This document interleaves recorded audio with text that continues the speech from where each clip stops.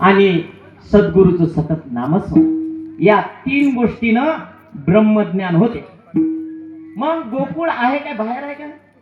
गो म्हणजे इंद्रिय आणि मिळालेलं ही कुळी, हेच गोकुळ आहे. आणि या गोकुळात ब्रह्मज्ञान झालं रे झालं. गोकुळीच्या लोका झाले ब्रह्मज्ञान, गोकुळीच्या लोका झाले ब्रह्मज्ञान. केली या बाजूला जप तप, केली या बाजूला जप तप, गोकुळीच्या लोका झाले ब्रह्मज्ञान, खैरगावच्या लोका झाले ब्रह्मज्ञान, खैरगावच्या लोका झाले ब्रह्मज्ञान, झाले ब्रह्मज्ञान, झाले ब्रह्मज्ञान. हे ब्रह्मज्ञान होणे हाच तो सोहळा आहे. हेच ते 7 दिवसाचा सप्ताह आहे. सद्गुरूशी मिलन होणे हेच सप्ताहाचं प्रयोजन आहे. याच्या प्रत्येक काय सांगावं आहे की नाही.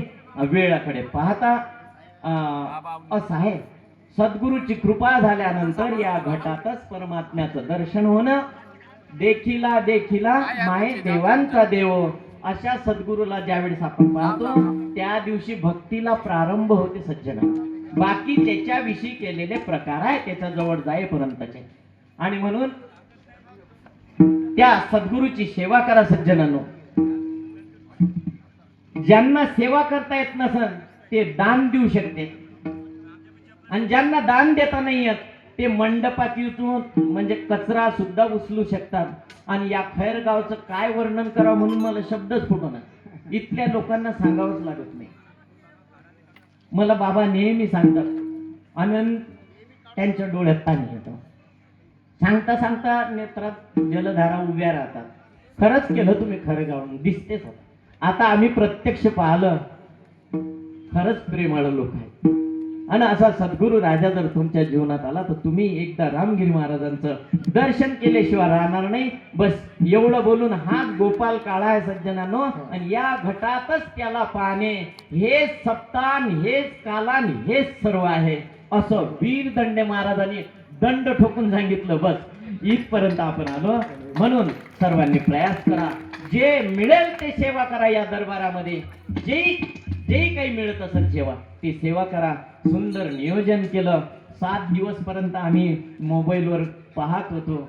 महाराजांचं मोठं मंदिर उभं झालं सर्वांच्या या सहकार्यातून. खैरगावच्या आणि तांडाव सांगत होते बा, मला काही माहित नाही पण आहे तांड्यातले लोक खूप प्रेमळ आहे. मग हे सर्व गावकरी वारकरी सर्व आणि महाराज असे लाभले. आता काय बोला, नावातच आहे ते का. आमचे संतोष भाऊ तिवारी आले आहे, तबला वादक. गणेशजी काळे आहे, महाराज आहे, सुरदासजी पण आहे. यांचं नाव नाही माहिती पण मोठा सुंदर आवाज असतो. यांना तर देणंच आहे. हे असल्यावर मग आमचेच हातपाय लटलट करते.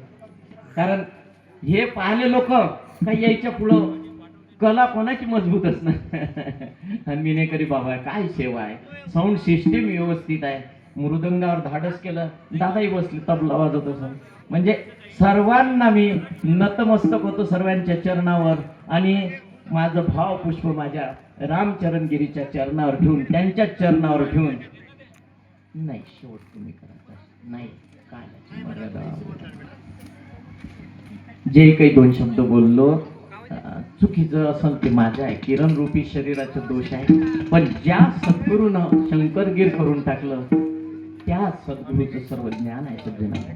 म्हणून जास्त वेळ न घेता, कारण भूकाही लागली असते. आणि असं वाटतं बापा माय कधी घेतला या महाराजानं माईक हाती. हो आता महाराजाला प्रिय असते माईक. आणि माईक भेटला का असे बोलते. तिकडे टाइमही झाला 3 तरी म्हणते थोडा वेळ राहिला आणि तरी बोलतच राहते. माईक काही सोडलं, कारण आम्हाला पॉकेट आणि माईक लय प्रिय पॉकेट.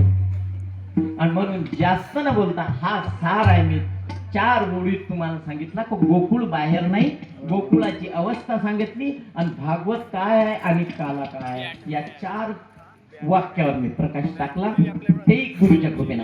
आणि अशा रामाचे जे चरण आहे, रामचरणगिरी, त्यांच्या चरणावर भावपुष्प ठेवून मी माझ्या वाणीला पूर्ण विराम करून महाराजांना सांगतो की तुम्ही ज्ञानेश्वर माऊलीपर्यंत करावं, हा वारकऱ्यांचा नियम आहे.